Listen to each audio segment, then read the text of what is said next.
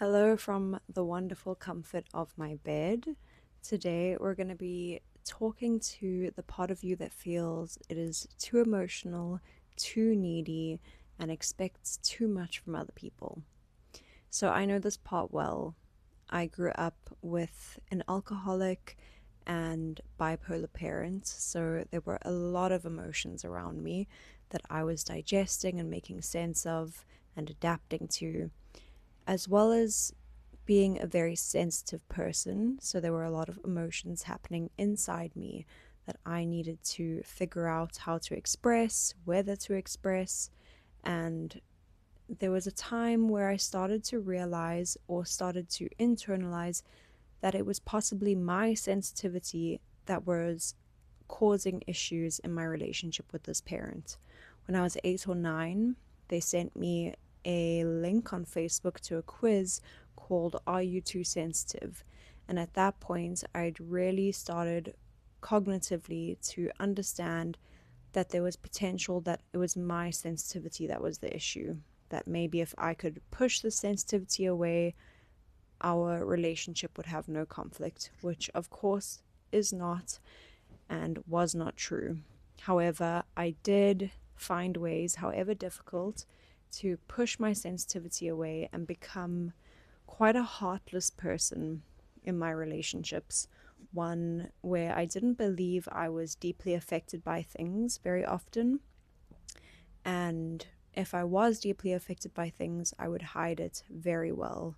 I felt alone. I did not connect to the people around me. I did not feel that I was close with anybody in my family for a lot of my childhood.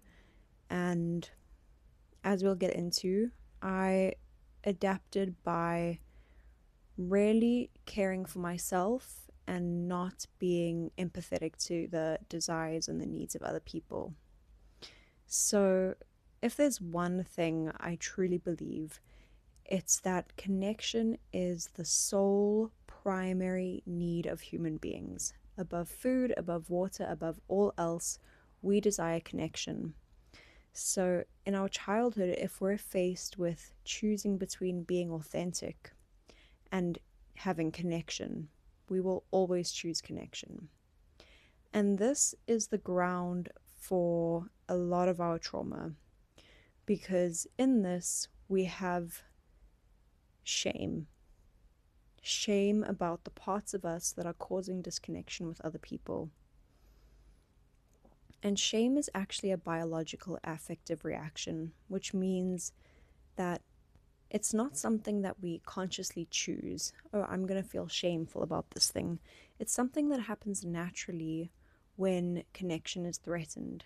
So it's much easier and more empowering as a child to feel disconnection with a parent and to assume that it is our fault and to take responsibility for it and to try and adapt in ways to find that connection than it is to see problem with the parent and to believe that maybe they actually don't love me, or maybe they're not actually caring towards me, or maybe they don't understand what I'm experiencing and that that's their responsibility.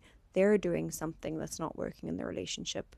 No, we will often respond in a way where we believe we are doing something that's wrong. And this is the fertile ground for self-hate. When we feel shame and we push a part of ourselves away from ourselves, it's not actually possible to push a part of us away because we are a single being. So while we can't push it away, we can push it into our subconscious. And the interesting thing about the subconscious is that the subconscious desires us to be integrated and whole. It does not enjoy us pushing parts of us away. So the subconscious will express these traits that we've pushed away when they're triggered. As soon as there's an opportunity, as soon as the lining is thin between the conscious and the subconscious, it will push through these traits. So while we might not identify with certain traits, you might identify as a very emotionally attuned person, but there'll be certain triggers where a heartlessness comes out, and it comes out intensely. And the way I like to think about this is that in those moments where that shame was first triggered and we first disassociated with, in this example, our heartlessness, our ruthlessness, our lack of care for other people, when we first noticed that that's not okay and we pushed it away, that almost exists as a time capsule where a part of us, at the age we were at when that situation happened, exists inside of us in our subconscious. So you can imagine that this part of us has been on lockdown for many years. So when it gets the opportunity to come out, because it has been under such tight wraps, it has not had the opportunity to speak, to have its voice heard. When it does get the opportunity, it will be loud. It will be in your face. It will be aggressive, almost. And when we see that in your faceness of whatever that trait is that we've pushed away, it can be difficult to see, and we can look at it negatively.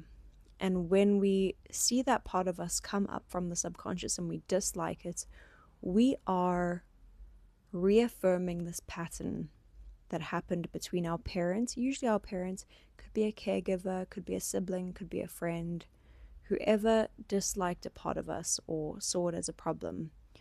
When we now, in our current age, look at things that we do as a problem or look at them negatively, we're recreating this pattern.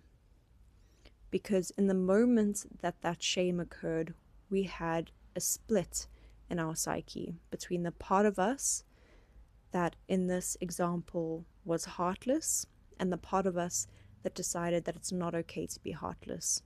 So as we go through our life, we'll have triggers and we'll have moments where these two parts will come into play again. The heartless part of us will come out, and then very quickly the protector part, or the part of us that thinks it's not okay to be heartless, will come out and will be hypercritical over what we did and will have a sense of hate towards the actions that we did that were heartless. And this is how that pattern, that self-hate pattern, continues in our lives. In order to end this pattern, we need to go into both perspectives and understand them completely. We have a fear to do this because when that part comes out, it is so loud, so we think that it's always going to be loud. If we let this heartless part really say what it wants, we're going to be heartless for the rest of our lives. But that's not actually the case. That extremeness in the way that it's expressing itself is only because it's been on lockdown. If we unlock the gates to that heartless aspect of ourselves, it will actually hold incredibly important information in your lives. In this example, that might be stronger boundaries. That might be spending time alone, where you're not attuning to the emotions of other people. It holds important information that is helping you find the direction that is most efficient, that is most direct towards what you're wanting. So this is how emotions are carriers of personal truth. Our emotions are the language of our souls. They're the way that our souls tell us, yes, you're on the right path, or you need to make a few adjustments. So as soon as we push emotions into the subconscious and we don't allow ourselves to feel things completely, we are shutting ourselves off to important information about our direction in life, important information about what we want. So if we had to decide that every time we got triggered into an intense feeling, instead of getting into a conversation, getting into a conflict with whoever else is involved, we spent just 5 or 10 minutes by ourselves sitting with that emotion, we would find that a lot of information, a lot of new boundaries, a lot of new information is coming through in that emotion, because emotions are not pointless, they have purpose. So if we can understand their purpose, we can start living in confluence with them.